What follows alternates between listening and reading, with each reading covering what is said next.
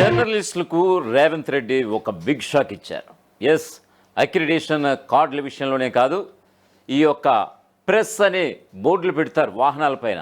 ఖచ్చితంగా ఎవరు పడితే వాళ్ళు ప్రెస్ అని బోర్డులు పెడితే కనుక తాట తీస్తామన్నటువంటి ఒక హెచ్చరికలు. సో ఈ క్రమంలో ఒక కీలకమైనటువంటి ఉత్తర్వులు కూడా తెలంగాణ ప్రభుత్వం రిలీజ్ చేసింది.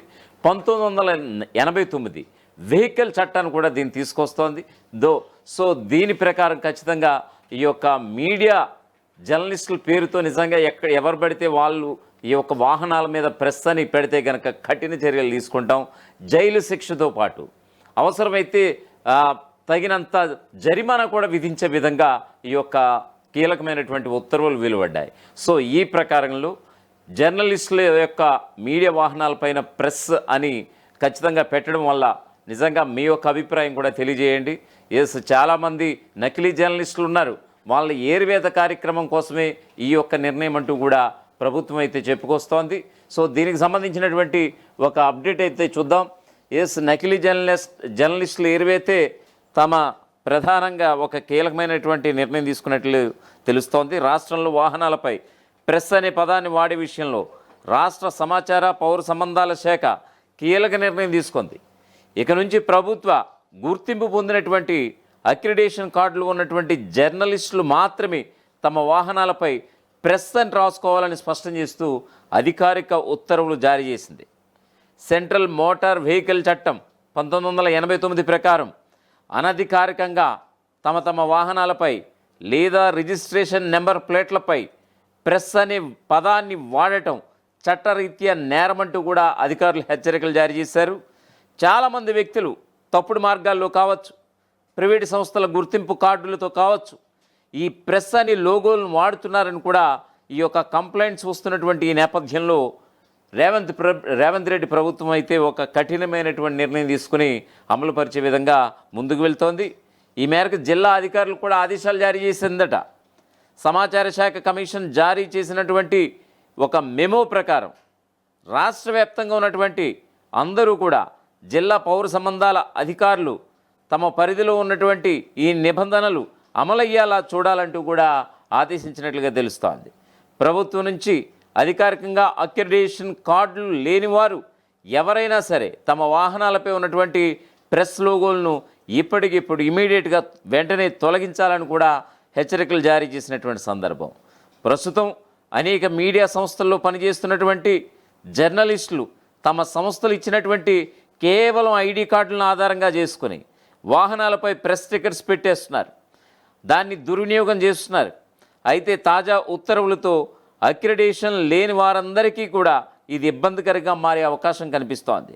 అయితే నకిలీ జర్నలిస్టులను అరికట్టడానికి, అసలైన జర్నలిస్టులకు గుర్తింపునిచ్చేందుకు ప్రభుత్వం ఈ నిర్ణయం తీసుకున్నట్లుగా తెలుస్తోంది. నిబంధనలు అతిక్రమించిన వారిపై రవాణా శాఖ, పోలీస్ శాఖ ద్వారా జరిమానాలు విధించే అవకాశాలు కూడా కనిపిస్తున్నాయి. ఇక వాస్తవంగా చాలామంది అంటే గవర్నమెంట్ అనుకున్న పరిధిలో అక్రిడేషన్ కార్డులు ఇవ్వలేదు అనేటువంటి ఒక వాదన అయితే బీఆర్ఎస్ తీసుకుంది. సో దీనికి సంబంధించి నిజంగా అర్హులైనటువంటి వారికి ఇస్తే కనుక చాలామంది ఈ యొక్క అక్రిడేషన్ కార్డులు గుర్తింపు పొందినటువంటి అక్రిడేషన్ కార్డులు నిజంగా చాలామంది అర్హులకైతే చేరుతాయి.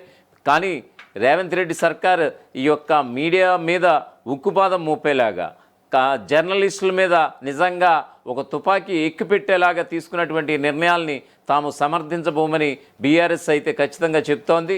సో ఈ క్రమంలో రేవంత్ రెడ్డి తీసుకున్నటువంటి నిర్ణయం అర్హులైనటువంటి వారికి అక్రిడేషన్లు ఇవ్వలేదు సరికదా, ఖచ్చితంగా ఇటువంటి నిబంధనలు తీసుకురావడం అనేది నిజంగా సమాజంలో ఈ యొక్క జర్నలిస్టులుగా కొనసాగుతున్నటువంటి వారి గౌరవ మర్యాదలకి అప్రతిష్ట కలిగేలా ఉందంటూ కూడా చాలామంది ఇప్పటికే రివర్స్ అటాక్ చేస్తున్నారు. మరి మీడియా సంఘ ప్రతినిధులు కావచ్చు, ఈ మీడియా ఏదైతే కొన్ని మీడియా సంస్థల కింద ఉంటాయో ప్రభుత్వానికి వ్యతిరేకంగా ఇప్పటికే ప్రెస్ మీట్లు పెట్టినటువంటి సందర్భాలు కూడా చూస్తూనే ఉన్నాం.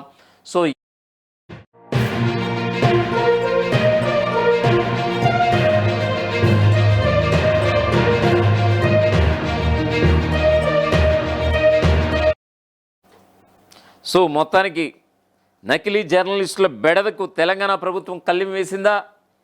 ఇకపై ప్రభుత్వ గుర్తింపు పొందినటువంటి అక్రిడేషన్ కార్డులు ఉన్నటువంటి జర్నలిస్టులు మాత్రమే వాహనాలపై ప్రెస్ స్టిక్కర్లు వాడాలని కూడా స్పష్టం చేయడం దీని సంకేతంగా కనిపిస్తోంది. అనధికారికంగా ఎవరైనా సరే ప్రెస్ స్టిక్కర్స్ వాడితే గనక భారీ జరిమానాతో పాటు వాహనం కూడా సీజ్ చేసే అవకాశం ఉందని కూడా ప్రభుత్వ అధికారులు అలాగే ఈ యొక్క ట్రాఫిక్ పోలీసులు కూడా హెచ్చరికలు జారీ చేసేస్తున్నారు.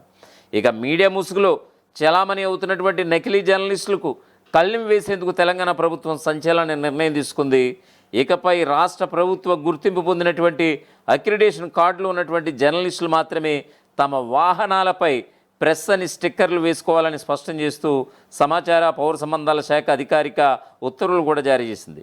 క్షేత్రస్థాయిలో చాలామంది కేవలం ఏదో ఒక యూట్యూబ్ ఛానల్ లేదా ప్రైవేటు సంస్థ ఐడి కార్డు చూపిస్తూ వాహనాలపై ప్రెస్ స్టిక్కర్స్ వేసుకుని తిరుగుతున్నారని, దీనివల్ల అసలైన జర్నలిస్టుల ప్రతిష్ట దెబ్బతింటుందని వస్తున్నటువంటి ఫిర్యాదుల నేపథ్యంలో రేవంత్ రెడ్డి ఈ యొక్క కఠినమైనటువంటి చర్యలకు ఉపక్రమించినట్లుగా తెలుస్తోంది.